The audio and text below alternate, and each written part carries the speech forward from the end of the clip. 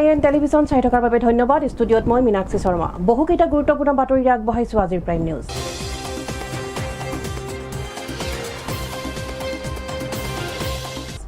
প্ৰথমে চাওঁ আহক কেইবাটাও গুৰুত্বপূৰ্ণ বাতৰিয়ে আজি দখল কৰা শিৰোনাম।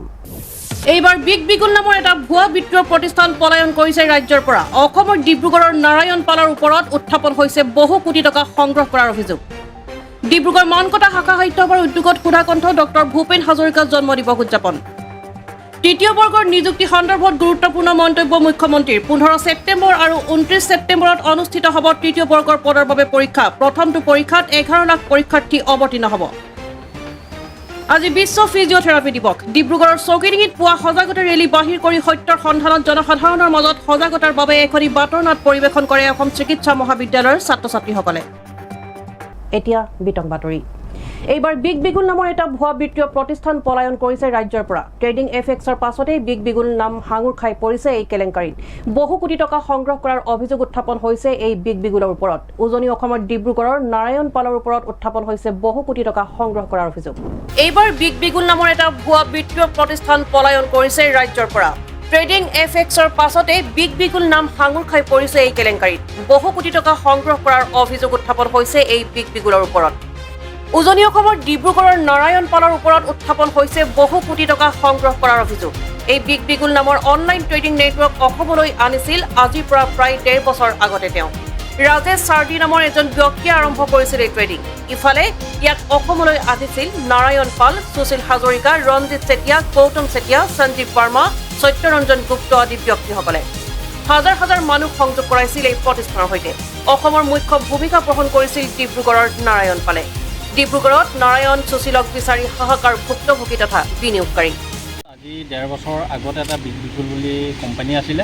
সেই বিগ বিগুল কোম্পানীটোত আমাৰ অসমলৈ আনিছিলে মুখ্য ব্যক্তিসকল হ'ল তেখেত হ'ল ৰাজেশ চাৰদী, আৰু অসমলৈ আনিছিলে নাৰায়ণ পাল, টিপি প্ৰদীপ, সুশীল হাজৰিকা, ৰঞ্জিত চেতিয়া, গৌতম শইকীয়া, সঞ্জীৱ বাৰ্মা আৰু সত্যৰঞ্জন গুপ্তা ডিব্ৰুগড়ৰ। তেওঁলোকে আমাক যোৰহাটতো তেনেকৈ ডাঙৰ মিটিং কৰিছিলে আৰু ইনভাইট কৰিছিলে। আমি আহিছিলোঁ। আহোঁতে আমাক দেখুৱাইছিলে। তেওঁলোকে যিটো দেখুৱাইছিলে সেইমতে অলপ দিন দি পেলাই বিগ বিগুলটো বন্ধ কৰি দিলে। বন্ধ কৰি পেলাই তেওঁলোকে ইনকমটোও বন্ধ কৰি দিলে, প্লাছ যিখিনি কৈছিলে যে আনহোল্ড কৰিব, আনহোল্ড কৰাৰ পিছত 45 দিনৰ পিছত পইচা দিব, যিখিনি প্ৰিন্সিপাল এমাউণ্ট সেইখিনিও বন্ধ কৰি দিলে। আজি তাৰিখলৈকে দিয়া নাই। যাৰ আনহোল্ড কৰিছিলে তেওঁলোকেও পইচা পোৱা নাই আৰু ইনকামৰ পইচাও পোৱা নাই। বিগ বিগুল 2 বুলি আকৌ নতুনকৈ এটা আভুৱা বুলিয়ে কৈছোঁ আৰু তেওঁলোকে খুলি পেলাই আকৌ মানুহখিনিক মানে প্ৰৰোচিত কৰিছে। আৰু অসমৰ এটা কথা কওঁ, অসমত বহুত প্ৰশাসন যন্ত্ৰ আছেই দেখিছে, কিন্তু অথচ তেওঁলোকে ডাঙৰ ডাঙৰ মিটিং পাতোঁতেতো প্ৰশাসনৰ পৰা পাৰ্মিশ্যন ল'ব লাগে। সেই পাৰ্মিশ্যনটো তেওঁলোকে কিয় ভুৱা এটা কোম্পানীক পাৰ্মিশ্যন দিছিলে মিটিং পাতিবলৈ। আৰু এই কোম্পানীটোত বহুত মানে সহজ সৰল মানুহবিলাক জড়িত আছে, যিখিনি মানুহ আজি ওলাই আহিবলৈ অসমৰ্থ, ওলাই আহিবলৈ ভয় কৰে। গতিকে মই অসমৰ ৰাইজক এটা কথাই কওঁ, এনেকুৱা ধৰণৰ ফ্ৰড কোম্পানী বা সদায় সজাগ হৈ থাকক। আৰু ইয়াৰ দ্বাৰাই এটা মেছেজ যাওক যে বিগ বিগুলৰ যিখিনি পইচা আনহোল্ড বা ইনকম হৈ আছে, ৱালেটত জমা হৈ আছে, সেইখিনি পইচা অতি সোনকালে অসমৰ যিমানখিনি মানুহ জড়িত আছে তেওঁলোকক ঘূৰাই দিয়ক। আৰু ইয়াত অসমৰ প্ৰশাসনৰ মানে হস্তক্ষেপৰ প্ৰয়োজন আছে। সেইখিনি অসমৰ প্ৰশাসনে মানে হস্তক্ষেপ কৰক। News desk AN television. Sudhakantha doctor Bhupen হাজৰিকাৰ জন্ম দিৱসৰ লগত সংগতি ৰাখি মানকটা শাখা সাহিত্য সভাৰ ৰূপালী জয়ন্তী আদৰণি সমিতিৰ উদ্যোগত কুঁহি উপ সমিতি আৰু হাতীমৰা তৰুণ সংঘৰ যৌথ সহযোগত সৃষ্টিমূলক নৃত্য প্ৰতিযোগিতা ক আৰু খ শাখাত দেওবাৰে অনুষ্ঠিত কৰা হয়। আজিৰ শিশু কাইলৈ দেশৰ নাগৰিক। শিশুসকলৰ মাজত জাতীয় সাহিত্য সংস্কৃতি ঐতিহ্য চেতনাই যাতে এক অবিৰত শোভাযাত্ৰাৰ ৰূপ ল'ব পাৰে, তাৰ বাবে সুধাকণ্ঠ ডক্টৰ ভূপেন হাজৰিকাৰ জন্ম দিৱসৰ লগত সংগতি ৰাখি মানকটা শাখা সাহিত্য সভাৰ ৰূপালী জয়ন্তী আদৰণি সমিতিৰ উদ্যোগত কুঁহি উপ সমিতি আৰু হাতীমৰা তৰুণ সংঘৰ যৌথ সহযোগত সৃষ্টিমূলক নৃত্য প্ৰতিযোগিতা ক আৰু খ শাখাত দেওবাৰে অনুষ্ঠিত কৰা হয়। মানকটা শাখা সাহিত্য সভাৰ সদস্যসকলে অসম সাহিত্য সভাৰ চিৰচেনেহী মোৰ ভাষা জননী শীৰ্ষক গীত পৰিৱেশন কৰাৰ পিছতে সুধাকণ্ঠ ডক্টৰ ভূপেন হাজৰিকাৰ প্ৰতি শ্ৰদ্ধাঞ্জলি জ্ঞাপন কৰি বন্তি প্ৰজ্বলন আৰু পুষ্পাঞ্জলি অৰ্পণ কৰা হয়। আনহাতে সৃষ্টিশীল নৃত্য প্ৰতিযোগিতাৰ ক শাখাত জন্মজিৎ সন্দিকৈ প্ৰথম, দীপলিনা শইকীয়া দ্বিতীয় আৰু তৃতীয়, বৈষ্ণৱী গগৈৰ লগতে মুন্নী চাংমাই উদগনি বঁটা আৰু খ শাখাত চয়নিকা গগৈ প্ৰথম, দীক্ষিত ফুকন দ্বিতীয়, লুচিয়ানা গগৈয়ে তৃতীয় আৰু জিজ্ঞাসা চাংমাই উদগনিমূলক বঁটা লাভ কৰে। মানকটা শাখা সাহিত্যৰ ৰূপালী জয়ন্তী আদৰণি সমিতি আৰু হাতীমৰা গাঁৱৰ তৰুণ সংঘৰ সহযোগত আজি আমি ভূপেন হাজৰিকাৰ জন্মদিনত আমি ভূপেন হাজৰিকাক সোঁৱৰিছোঁ আৰু ভূপেন হাজৰিকাৰ গীতত আমি নৃত্য প্ৰদৰ্শন কৰিবৰ কাৰণে আমি প্ৰতিযোগিতা পাতিছোঁ। আৰু এই ভূপেন হাজৰিকা এনেকুৱা এজন ব্যক্তি আমাৰ যিয়ে অসমীয়া জাতিটোক বিশ্ব দৰবাৰত চিনাকি কৰি দিলে।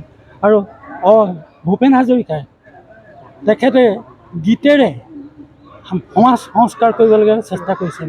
তেখেতৰ প্ৰত্যেকটো গীততে অৰ্থ আছে আৰু এটা জাতিক, এখন সমাজক, এখন দেশক তেখেতৰ গীতেৰে বহুতো কথা বুজাই দিয়ে। ডিব্ৰুগড় জিলাৰ ভিতৰত এইটো এটা অনুষ্ঠান, এইটো এটা শাখা, যিটো শাখাই বিভিন্ন অনুষ্ঠানবিলাক মাহেকৰ পষেকৈ পাতি আহিছে। গতিকেলৈ তেখেতক লোকক মই ধন্যবাদ জনাইছোঁ। আৰু ইয়াৰ যোগেদি মই বাকী ডিব্ৰুগড় জিলাৰ যিসকল শাখা আছে সকলো শাখাকে তেওঁলোকক এই অনুষ্ঠানবোৰ পাতিবলৈ অনুৰোধ জনাইছোঁ। আপোনালোকক জনাবলৈ পাই আনন্দিত হৈছোঁ যে এই বছৰৰ 30 নৱেম্বৰ 1 ডিচেম্বৰ তাৰিখে মানকটা শাখা সাহিত্য সভাৰ ৰূপালী জয়ন্তী অনুষ্ঠানৰ মুখ্য কাৰ্যসূচীবোৰ অনুষ্ঠিত হ'ব। আৰু সেই অনুষ্ঠানৰ অংশ হিচাপে আমি যোৱা গোটেই বছৰটো আমি বিভিন্ন অনুষ্ঠান কৰি আহিছোঁ বিভিন্ন অঞ্চলত মানকটাৰ শাখা সাহিত্য সভাৰ অন্তৰ্গত। আৰু তাৰে এটা অংশ হিচাপে এইখন হাতীমৰা গাঁৱত আমি এই অনুষ্ঠানটো আজি পালন কৰিছোঁ, নৃত্য প্ৰতিযোগিতা অনুষ্ঠান শিশুসকলৰ মাজত। আমি আজি এই সৃষ্টিমূলক নৃত্যটি দুটা ভাগত আমি অনুষ্ঠিত কৰিব পাৰিছোঁ। দুটা ভাগত কৰাৰ এয়াও এটা লক্ষ্য, তিনিটা ভাগৰ ল'ৰা ছোৱালীও আমাৰ ওচৰলৈ আহিছিল। আচলতে এইটো এটা কুঁহি উপসমিতিৰ আণ্ডাৰত আমি কৰিছোঁ। গতিকে কুঁহিত 16 বছৰ বয়সলৈকে আমাৰ ছাত্ৰ ছাত্ৰীসকলক ধৰা হয়। সেইকাৰণে আমি দুটা শাখা, এটা 6ষ্ঠ শ্ৰেণীলৈকে আৰু এটা 7ম শ্ৰেণীৰ পৰা 10ম শ্ৰেণীলৈকে আমি আগবঢ়াইছোঁ। গতিকে এই অনুষ্ঠানটিৰ যোগেৰে আমি অসমীয়া সংস্কৃতিৰ এটা চিহ্ন হিচাপে আমি এই ভূপেন্দ্ৰ সংগীতক, নৃত্যক আমি আগুৱাই লৈ যাবলৈ চেষ্টা কৰিছোঁ। ডিব্ৰুগড়ৰ পৰা জয়ৰ সহযোগত আইনুল আহমেদৰ ৰিপৰ্ট, AN টেলিভিজন। আহিছোঁ পৰৱৰ্তী বাতৰিলৈ। আজি বিশ্ব ফিজিঅ'থেৰাপি দিৱস। অসম চিকিৎসা মহাবিদ্যালয়ৰ ছাত্ৰ ছাত্ৰীসকলৰ উদ্যোগত ডিব্ৰুগড়ৰ চৌকিডিঙিত পুৱা এক সজাগতাৰ ৰেলী বাহিৰ কৰাৰ উপৰিও ফিজিঅ'থেৰাপিৰ ওপৰত সত্যৰ সন্ধানত জনসাধাৰণৰ মাজত সজাগতাৰ বাবে এখনি বাতৰ নাট পৰিৱেশন কৰে। আজি বিশ্ব ফিজিঅ'থেৰাপি দিৱস। সত্যৰ সন্ধানত ওলাই আহিল সদৌ অসম ফিজিঅ'থেৰাপি সন্থাৰ ডিব্ৰুগড় জিলাৰ শাখা। অসম চিকিৎসা মহাবিদ্যালয়ৰ ছাত্ৰ ছাত্ৰীসকলৰ উদ্যোগত চহৰখনৰ চৌকিডিঙিত পুৱা এক সজাগতা ৰেলী বাহিৰ কৰাৰ উপৰিও ফিজিঅ'থেৰাপিৰ ওপৰত সত্যৰ সন্ধানত জনসাধাৰণৰ মাজত সজাগতাৰ বাবে এখনি বাতৰ নাট পৰিৱেশন কৰে। নাটৰ যোগেদি ভুৱা ফিজিঅ'থেৰাপিষ্টৰ পৰা সাৱধান হোৱা আৰু প্ৰকৃততে ফিজিঅ'থেৰাপি মালিচ নহয়, ই এক বৈজ্ঞানিক প্ৰমাণভিত্তিক কথা আৰু কাইৰোপ্ৰেক্টিক কৌশল ফিজিঅ'থেৰাপি যোগ কৰাটো প্ৰকৃততে ই ফিজিঅ'থেৰাপিৰ পৰিপূৰক নহয়। এই বিষয়ত বাতৰ নাটৰ জৰিয়তে প্ৰচাৰ কৰি জনসাধাৰণক সজাগ সৃষ্টি কৰে। অন্যহাতে আজি সজাগতা ৰেলীত ডিব্ৰুগড় সমষ্টিৰ বিধায়ক প্ৰশান্ত ফুকন, ডিব্ৰুগড় পৌৰ নিগমৰ মেয়ৰ চৈকত পাত্ৰৰ লগতে সন্থাৰ সভাপতি ডক্টৰ শ্ৰীকান্ত চিকাটিয়া, সম্পাদক ডক্টৰ ৱাছিম হকৰ লগতে শতাধিক ছাত্ৰ ছাত্ৰী উপস্থিত থাকে। ছেপ্টেম্বৰ আজি হ'ল ৱৰ্ল্ড ফিজিঅ'থেৰাপি ডে আৰু লগতে অসমৰ বৰেণ্য ব্যক্তি ভূপেন হাজৰিকাদেৱৰ পুণ্যতিথি। জয়তে এই শুভক্ষণত আপোনাক সদৌতিকে মোৰ ফালৰ পৰা মই ৱৰ্ল্ড ফিজিঅ'থেৰাপি ডে সকলোকে মই শুভেচ্ছা জনাইছোঁ। What is physiotherapy? ফিজিঅ'থেৰাপি আজিৰ ডেটত সাংঘাতিক ধৰণে প্ৰাসংগিকতা, সকলো মানুহৰ আজি এই ফিজিঅ'থেৰাপিটো প্ৰায় দৰকাৰ হয়। আপোনালোকে চাব যে যেতিয়া মানুহৰ এটা অসুখ হয়, এজন মানুহৰ বহু ধৰণৰ অসুখ হোৱা ডাক্তৰৰ যেতিয়া ট্ৰিটমেণ্ট শেষ হয়, তাৰ পাছত ডাক্তৰে সদায় প্ৰায় এটা এডভাইচ কৰে যে আপোনালোকে ফিজিঅ'থেৰাপিৰ লগত কথা পাতক, ফিজিঅ'থেৰাপি কৰক। আজিৰ ডেটত মেনকাইণ্ডত ফিজিঅ'থেৰাপিৰ যথেষ্ট প্ৰাসংগিকতা আছে।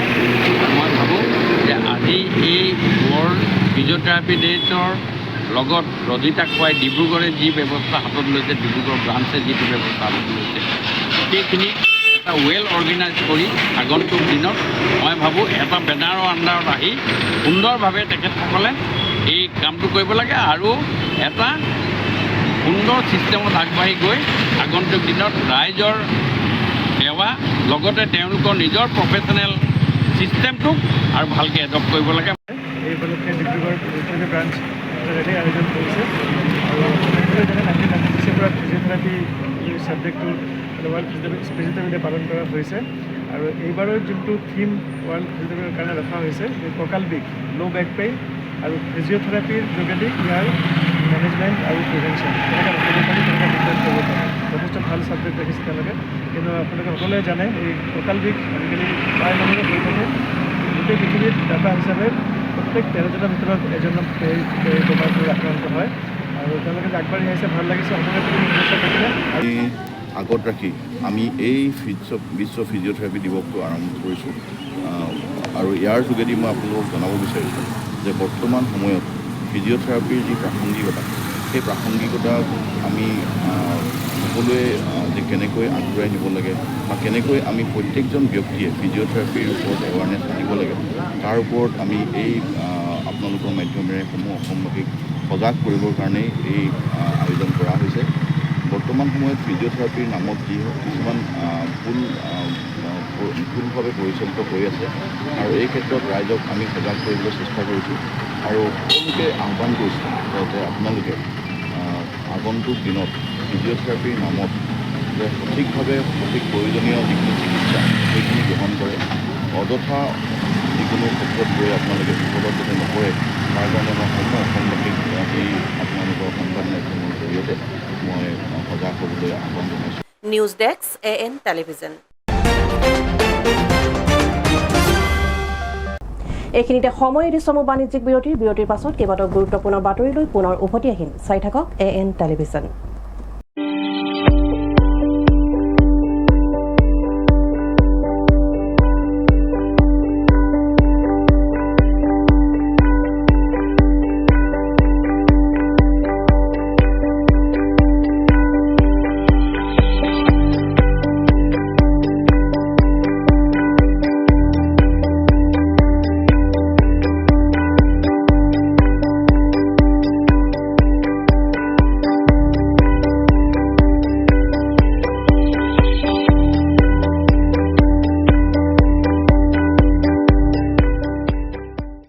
বিৰতিৰ পাছত উভতি আহিছো পুনৰ বাতৰিৰ মাজলৈ।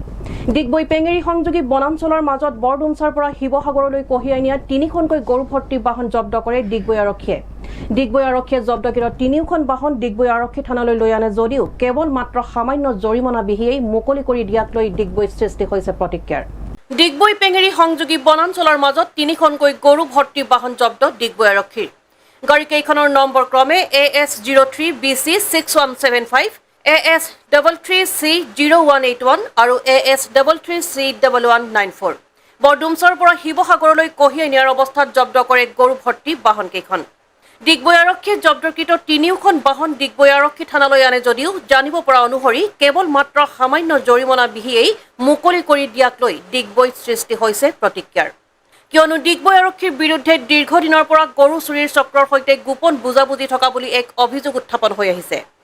ডিগবৈৰ বিভিন্ন গ্ৰামাঞ্চলৰ পৰা চুৰি হোৱা হালোৱা, দমৰা গৰু চুৰি হোৱাৰ সন্দৰ্ভত বহুকেইজন গৰুৰ গৃহস্থই ডিগবৈ আৰক্ষী থানাত এজাহাৰ দাখিল কৰি অহাৰ পাছতো আজি পৰ্যন্ত ডিগবৈ আৰক্ষীয়ে গৰু চুৰি চক্ৰৰ লগত জড়িত এজনো চোৰক আটক কৰিবলৈ সক্ষম নোহোৱা ডিগবৈ আৰক্ষীৰ সৈতে গৰু চুৰি চক্ৰৰ গোপন বুজাবুজি আছে বুলি আজি জৰিমনা বিহি মুকলি কৰি দিয়া ঘটনাক লৈ একাংশৰ সন্দেহৰ ভাৱ সৃষ্টি হৈছে ডিগবৈত।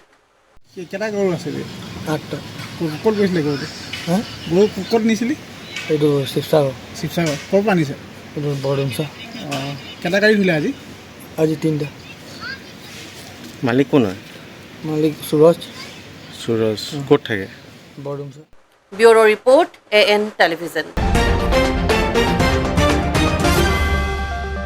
নিকিতাছ মেকআপ ষ্টুডিঅ' একাডেমী ট্ৰেইনিং চেণ্টাৰে গ্ৰীষ্মকালীন সময়ছোৱাত যুৱচাম তথা কণমানিসকলৰ বাবে অনুষ্ঠিত কৰা বিভিন্ন প্ৰতিযোগিতামূলক অনুষ্ঠানৰ সফল সামৰণি কৰাৰ পিছতেই ডিব্ৰুগড় চহৰৰ পল্টন বজাৰত অৱস্থিত জিৰণি লজত অনুষ্ঠিত কৰা হয় এই পুৰস্কাৰ বিতৰণ কাৰ্যসূচী।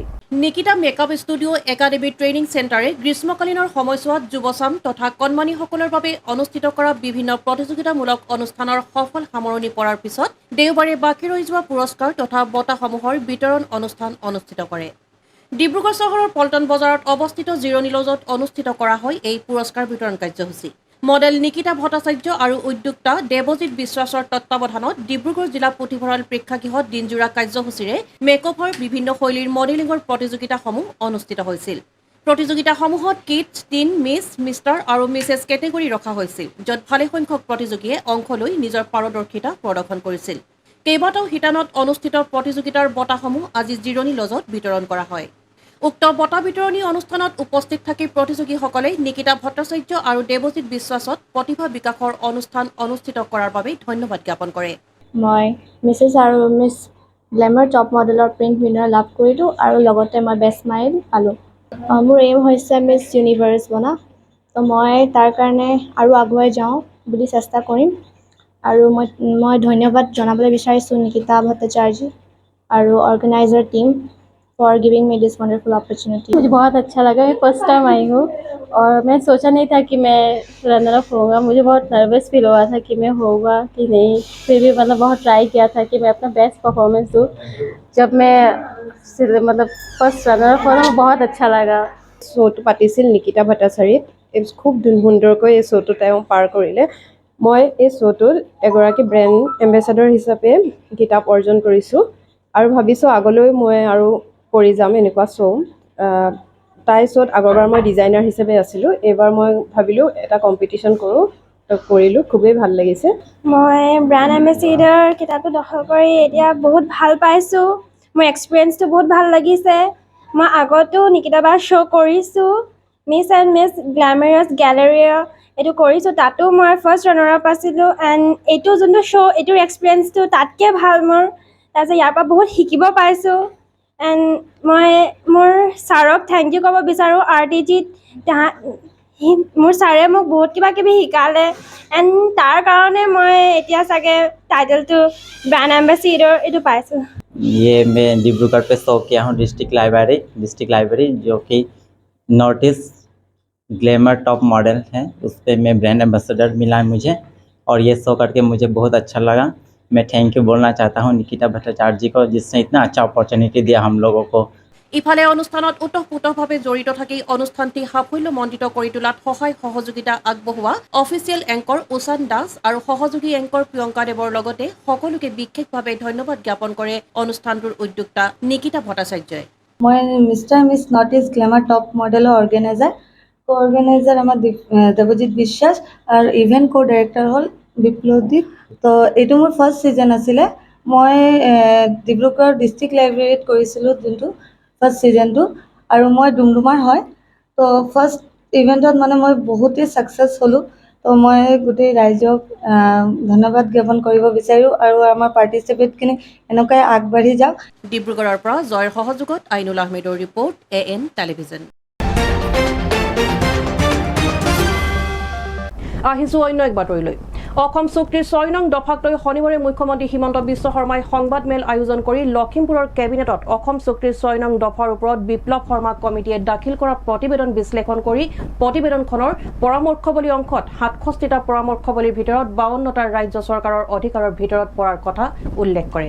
অসম চুক্তিৰ ৬ নং দফাক লৈ শনিবাৰে মুখ্যমন্ত্ৰী হিমন্ত বিশ্ব শৰ্মাই সংবাদমেল আয়োজন কৰি কয়, লখিমপুৰৰ কেবিনেটত অসম চুক্তিৰ ৬ নং দফাৰ ওপৰত বিপ্লৱ শৰ্মা কমিটিয়ে দাখিল কৰা প্ৰতিবেদন বিশ্লেষণ কৰিছিলোঁ। এতিয়া প্ৰতিবেদনখনৰ পৰামৰ্শৱলী অংশত ৬৭টা পৰামৰ্শৱলী আছে। ইয়াৰে ৫২টা ৰাজ্য চৰকাৰৰ অধিকাৰৰ ভিতৰত পৰে, ৫-৬টা কেন্দ্ৰীয় আৰু ৰাজ্য চৰকাৰৰ যৌথ অধিকাৰৰ ভিতৰত পৰে। লগতে তেওঁ কয় যে ৫২টা পৰামৰ্শৱলী ৰাজ্য চৰকাৰৰ অধিকাৰৰ ক্ষেত্ৰৰ ভিতৰত পৰে। এই পৰামৰ্শৱলীবোৰ বিশেষকৈ ভাষা আৰু ভূমিৰ ওপৰত, কেইটামান সাংস্কৃতিক ৰক্ষণাবেক্ষণৰ ওপৰত। এইসমূহ ৰূপায়ণ কৰাৰ পূৰ্বে আছু, BTR, কাৰ্বি আংলং, ডিমা হাছাও স্বায়ত্তশাসিত পৰিষদ আৰু বৰাক উপত্যকাৰ ৰাইজৰ সৈতে আলোচনাৰ প্ৰয়োজন হ'ব। ৰাজ্য চৰকাৰে অহা ৩-৪ মাহত আছুৰ সৈতে আলোচনাত বহি বহাগ বিহুৰ আগতে ৫২টা পৰামৰ্শৱলী ৰূপায়ণৰ পৰ্যায়লৈ লৈ যাব বিচাৰিছে বুলিও কয় মুখ্যমন্ত্ৰী ডক্টৰ হিমন্ত বিশ্ব শৰ্মাই। তেওঁ লগতে কয় যে ৮০% বিধানসভা, লোকসভা আৰু পঞ্চায়তত অসমীয়া লোকৰ বাবে আসন সংৰক্ষণ, ভাষাৰ ক্ষেত্ৰত পৰামৰ্শৱলীকেইটাৰ বৰাক উপত্যকা আৰু ষষ্ঠ অনুসূচীৰ অঞ্চলৰ লগত কথা বতৰাৰ পিছতহে ৰূপায়ণ কৰা নকৰাৰ সিদ্ধান্ত লোৱা হ'ব আৰু ৰূপায়ণ কৰোঁতে ছাত্ৰ সন্থাক বিশ্বাসত লৈ এপ্ৰিলৰ 15 তাৰিখৰ আগতে 52টা পৰামৰ্শৱলী ৰূপায়ণ কৰাৰ কথা উল্লেখ কৰে। এতিয়া আপোনালোকে মোক প্ৰশ্ন কৰিব যে কোন কেইটা ৰিকমেণ্ডেশ্যন আপোনালোকে পৰা নাই। প্ৰথম ৰিকমেণ্ডেশ্যন যিটো আমাৰ পৰ্যায়ত নহ'ব সেইটো হ'ল 80% বিধানসভা, লোকসভা আৰু পঞ্চায়তত অসমীয়া লোকৰ বাবে আসন সংৰক্ষণ। ইয়াত দুটা অসুবিধা আছে।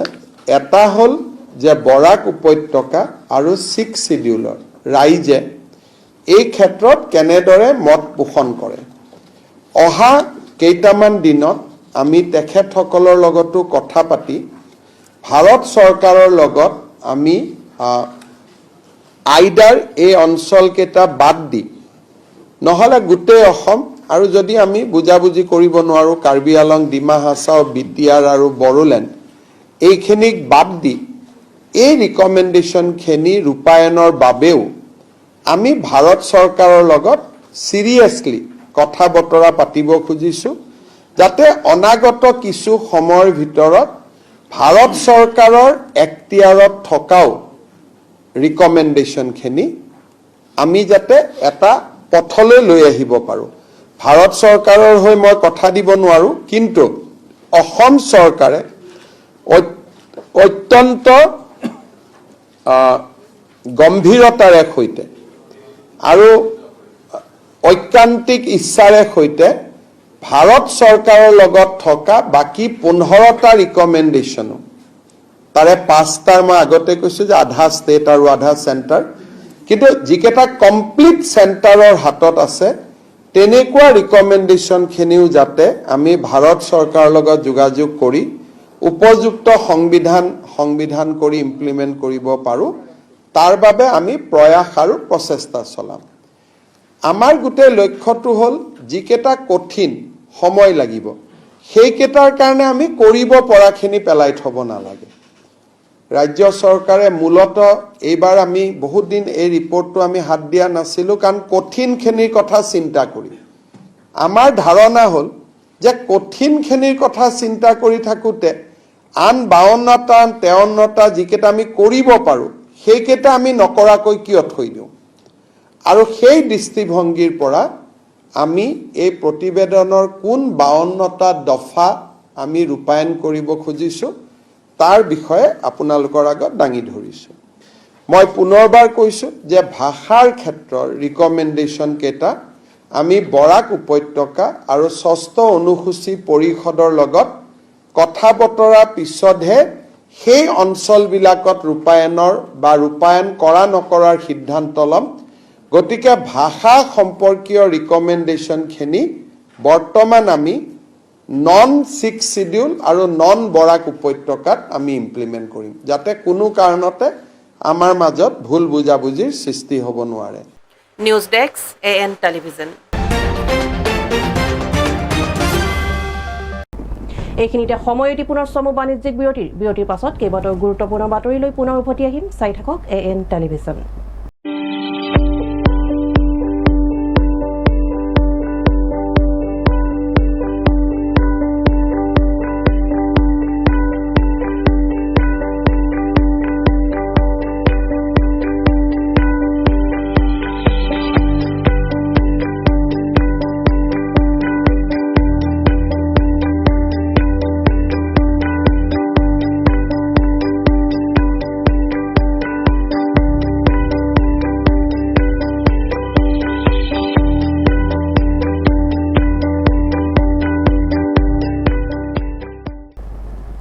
বিৰতিৰ পাছত উভতি আহিছোঁ পুনৰ বাতৰিৰ মাজলৈ। 15 ছেপ্টেম্বৰত ADRE প্ৰথমটো পৰীক্ষাত 11 লাখ পৰীক্ষাৰ্থী অৱতীৰ্ণ হ'ব এইবাৰৰ নিযুক্তি পৰীক্ষাত। পৰীক্ষাত নকল কৰা বা পৰীক্ষাৰ নিয়মত বাহিৰত গৈ যিসকলে কপি কৰে তেওঁলোকৰ বিৰুদ্ধে বিধানসভাত চৰকাৰে এখন আইন প্ৰণয়ন কৰাৰ লগতে পৰীক্ষাত নকল কৰা ব্যক্তিজনক গ্ৰেপ্তাৰ কৰাৰ উপৰিও তেওঁৰ ঘৰুৱা সম্পত্তি জব্দ কৰাৰ কথাও এক দফা আছে এই আইনত। ADREৰ তৃতীয় বৰ্গৰ নিযুক্তি সন্দৰ্ভত গুৰুত্বপূৰ্ণ মন্তব্য মুখ্যমন্ত্ৰী ডক্টৰ হিমন্ত বিশ্ব শৰ্মাৰ। 15 ছেপ্টেম্বৰত ADREৰ প্ৰথমটো পৰীক্ষাত 11 লাখ পৰীক্ষাৰ্থী অৱতীৰ্ণ হ'ব এইবাৰৰ নিযুক্তি পৰীক্ষাত। পৰীক্ষাত নকল কৰা বা পৰীক্ষাত নিয়মৰ বাহিৰত গৈ যিসকলে কপি কৰে তেওঁলোকৰ বিৰুদ্ধে বিধানসভাত চৰকাৰে এখন আইন প্ৰণয়ন কৰিছে। পৰীক্ষাত নকল কৰা ব্যক্তিকেইজনক গ্ৰেপ্তাৰ কৰাৰ উপৰিও তেওঁৰ ঘৰুৱা সম্পত্তি জব্দ কৰাও এক দফা আছে এই আইনত। 2 এদিনৰ ভিতৰতে এই আইনৰ বিষয়ে বহুল প্ৰচাৰ কৰাৰ কথা উল্লেখ কৰে মুখ্যমন্ত্ৰী ডক্টৰ হিমন্ত বিশ্ব শৰ্মাই। তেওঁ লগতে কয় যে 15 ছেপ্টেম্বৰৰ পৰীক্ষা নিকা হ'বলৈ আমাৰ বিষয়াসমূহে দিনে নিশাই কাম কৰিব লাগিব। পৰীক্ষা নিকা হওক, মেধাৰ ভিত্তিত চাকৰি পাওক। 15 ছেপ্টেম্বৰত শিক্ষাৰ্থীসকলেও পৰীক্ষা দিব, চৰকাৰেও এটা কঠিন পৰীক্ষাৰ সন্মুখীন হ'ব। আমি টেলিফোন নম্বৰ দিম। যদি পৰীক্ষাত কোনো বেআইনী কাম কৰাৰ খবৰ পায় তেন্তে তেওঁলোকক জনোৱাৰ কথাও উল্লেখ কৰে। উল্লেখ্য যে 15 ছেপ্টেম্বৰ আৰু 29 ছেপ্টেম্বৰত অনুষ্ঠিত হ'ব তৃতীয় বৰ্গৰ পদৰ বাবে পৰীক্ষা। আনহাতে 27 অক্টোবৰত অনুষ্ঠিত হ'ব চতুৰ্থ বৰ্গৰ পদৰ পৰীক্ষা। ৰাজ্যিক পৰ্যায়ৰ নিয়োগ আয়োগে জাৰি কৰা জাননী অনুসৰি 15 ছেপ্টেম্বৰৰ পুৱা 10:30 পৰা দিনৰ 1:30 বজালৈ তৃতীয় বৰ্গৰ উচ্চতৰ মাধ্যমিক পৰ্যায়ৰ তৃতীয় কাকতৰ লিখিত পৰীক্ষা অনুষ্ঠিত হ'ব। স্নাতক ডিগ্ৰীৰ পদৰ বাবে তৃতীয় বৰ্গৰ চতুৰ্থ কাকতৰ লিখিত পৰীক্ষা 29 ছেপ্টেম্বৰৰ পুৱা 9 বজাৰ পৰা দিনৰ 12 বজালৈ অনুষ্ঠিত হ'ব।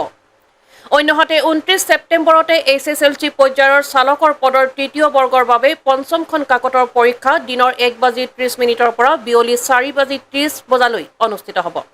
27 অক্টোবৰত চতুৰ্থ বৰ্গৰ মেট্ৰিক পৰ্যায়ৰ IIT উত্তীৰ্ণৰ প্ৰথম কাকতৰ পৰীক্ষা পুৱা 9 বজাৰ পৰা 11:30 বজালৈ আৰু অষ্টম শ্ৰেণীৰ উত্তীৰ্ণৰ দ্বিতীয় কাকতৰ পৰীক্ষা দিনৰ 1:30 পৰা বিয়লি 4 বজালৈ অনুষ্ঠিত হ'ব। অহাকালি মই অসমৰ জিলা উপায়ুক্তসকলক মাতিছোঁ। 15 ছেপ্টেম্বৰত আমাৰ প্ৰথমটো ৰিক্ৰুইটমেণ্টৰ পৰীক্ষা আৰম্ভ হ'ব। 11 লাখ প্ৰাৰ্থী। পৰীক্ষা পতা সহজ নহয়। যোৱাবাৰ প্ৰাৰ্থী কম আছিল কাৰণে চেণ্টাৰ কম আছিল। এইবাৰ চেণ্টাৰো বহুত, প্ৰত্যাহ্বানো বহুত। কালিৰ পৰা আমি প্ৰস্তুতি কৰিম যাতে পৰীক্ষা সুন্দৰ কৰি হয় আৰু পৰীক্ষা আমি যাতে সফলতাৰে পাৰ কৰিব পাৰোঁ। পৰীক্ষাত নকল কৰা বা পৰীক্ষাত নিয়মৰ বাহিৰত গৈ যিসকলে কপি কৰে, নকল কৰে, তেওঁলোকৰ বিৰুদ্ধে আমাৰ চৰকাৰে এখন বিধানসভাত আইন প্ৰণয়ন কৰিছে। ইয়াৰ ফলত পৰীক্ষাত নকল কৰা ব্যক্তিজনক গ্ৰেপ্তাৰ কৰাৰ উপৰিও তেওঁৰ ঘৰুৱা সম্পত্তিসমূহো চৰকাৰে অধিগ্ৰহণ কৰাৰ এক ডাঙৰ ক্লজ এই আইনকেইখনত আছে। 2 এদিনৰ ভিতৰতে আমি এই আইনখনৰ বিষয়েও বহুল প্ৰচাৰ কৰিম। মই আশা কৰিম মেধাৰ ভিত্তিত নিযুক্তি। বহুতে কয় মোৰ মেৰিট আছে কাৰণে মই চাকৰি পালোঁ। বহুত এতিয়া ফেশ্বনো এটা আছে যে আমি বিজেপিক কিয় ভোট দিব লাগে, আমিতো মেৰিট আছে কাৰণে চাকৰি পালোঁ। মই এটাই কথা ক'ম, মেৰিট আৰু মেৰিটৰ ভিত্তিত পৰীক্ষা পাতা এই পংকিলতাৰে ভৰা সমাজত ইমান সহজ নহয়। এক প্ৰকাৰ অহা কালি পৰহিৰ পৰা আমাৰ অফিচাৰসকলে ৰাতিয়ে দিনে কাম কৰিব লাগিব যাতে 15 ছেপ্টেম্বৰৰ পৰীক্ষা নিকা হয়। কিন্তু মুখ্যমন্ত্ৰী বা আন মন্ত্ৰীসকলে যদি বিচাৰে পৰীক্ষা নিকা হ'ব নালাগে, মোৰ মানুহে চাকৰি পাওক, তেতিয়াহ'লে সকলো কথা সহজ। 7ৰ বিপৰীতে গৈ আমি কাম কৰিছোঁ। পৰীক্ষা নিকা হওক, আমাৰ মানুহে পাওক নাপাওক, মেধাৰ ভিত্তিত চাকৰি হওক। এই সংকল্পক সিদ্ধিলৈ ৰূপান্তৰ কৰা এটা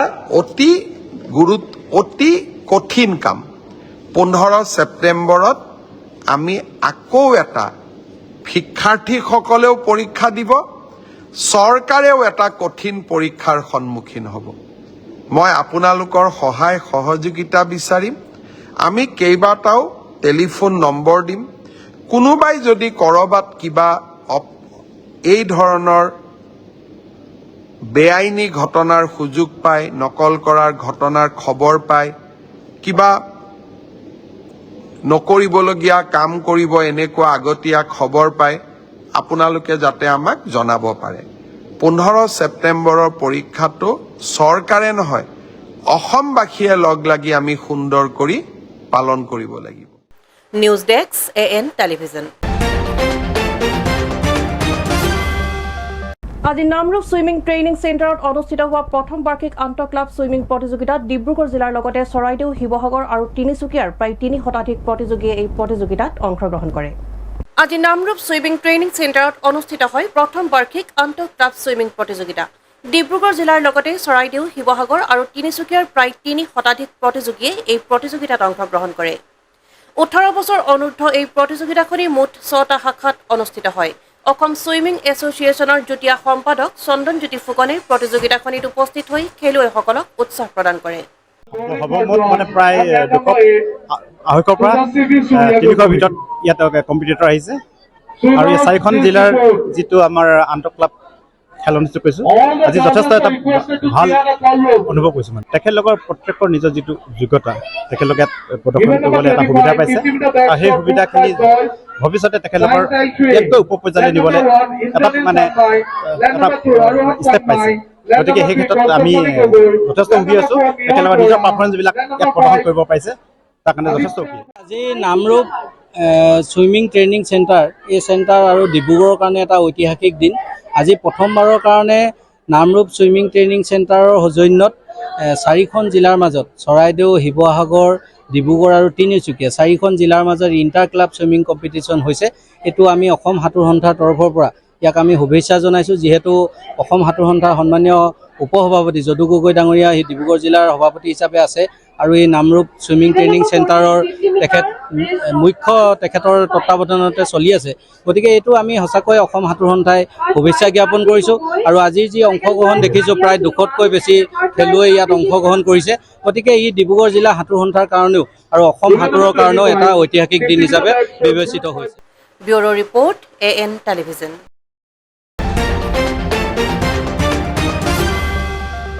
আজিৰ শেষৰটো বাতৰি। হোজাই 4-লেনযুক্ত ৰাষ্ট্ৰীয় ঘাইপথ এতিয়া মৰণ ফান্দত পৰিণত হৈছে। অভাৰলোড ট্ৰাক ডাম্পাৰৰ দৌৰাত্মত অতিষ্ঠ হৈ পৰিছে পথচাৰী। অভাৰলোড ট্ৰাক ডাম্পাৰৰ বিৰুদ্ধে ব্যৱস্থা লোৱাৰ সাহস নাই জিলা পৰিবহণ বিভাগৰ, যাৰ সুবিধা লৈ নিশাই অভাৰলোড ট্ৰাক ডাম্পাৰে চলাই গৈছে সন্ত্ৰাস। হোজাইত অভাৰলোড ট্ৰাক ডাম্পাৰৰ দৌৰাত্মত অতিষ্ঠ হৈ পৰিছে পথচাৰী। অভাৰলোড ট্ৰাক ডাম্পাৰৰ বিৰুদ্ধে ব্যৱস্থা লোৱাৰ সাহস নাই জিলা পৰিবহণ বিভাগৰ, যাৰ সুবিধা লৈ নিশা অভাৰলোড ট্ৰাক ডাম্পাৰে চলাই গৈছে সন্ত্ৰাস। হোজাই 4-লেনযুক্ত ৰাষ্ট্ৰীয় ঘাইপথত এতিয়া মৰণ ফান্দত পৰিণত হৈছে। নিশা হলে শিল কঢ়িওৱা অভাৰলোড ট্ৰাক ডাম্পাৰৰ বাবে যিকোনো মুহূৰ্তত সংঘটিত হ'ব পাৰে ভয়ংকৰ দুৰ্ঘটনা। ডাম্পাৰত অত্যাধিক শিল কঢ়িয়াই আনি থকা অৱস্থাত 4-লেনযুক্ত ৰাষ্ট্ৰীয় ঘাইপথৰ ওপৰতে শিল পৰি যোৱাৰ ফলত এক ভয়ানক পৰিস্থিতিৰ সৃষ্টি হয়। ৰাস্তাৰ ওপৰত পৰি থকা শিলৰ বাবে যিকোনো মুহূৰ্তত বাইক আৰোহী দুৰ্ঘটনাত পতিত হোৱাৰ সম্ভাৱনা বৃদ্ধি পায়। কিন্তু ইমানৰ পাছতো কি স্বাৰ্থত দেখিও নেদেখাৰ ভাওজোৰে হোজাই জিলা পৰিবহণ বিভাগৰ বিষয়াই। তাক লৈ এতিয়া উত্থাপিত হৈছে প্ৰশ্নৰ। শনিবাৰে নিশা এনে এক ভয়ংকৰ পৰিস্থিতিৰ সৃষ্টি হোৱাত স্থানীয় ৰাইজ আৰু আৰক্ষী ঘটনাস্থলীত উপস্থিত হৈ ৰাস্তাত পৰি থকা শিলসমূহ আঁতৰাই দিয়াত ৰাস্তা মুকলি হয় আৰু নিৰাপদে যাতায়াত আৰম্ভ হয়। ডাম্পাৰৰ পৰা চব পিছফালে পৰি গ'ল। তাৰপাছত আমি দেখিছোঁ, দেখি পেলাই দেখিলোঁ যে বাইক এলাহত পৰি আছে। দৌৰি আহিছোঁ, আহি পেলাই একজনত উদ্ধাৰ কৰিলোঁ। একজনক যেনে তেনে উদ্ধাৰ কৰিলোঁ। তাৰপাছতে ছিগনাল দি আছোঁ, লাহে লাহে আহি আছে। আমি চাফা কৰিয়ে আছোঁ। Bureau' report AN television.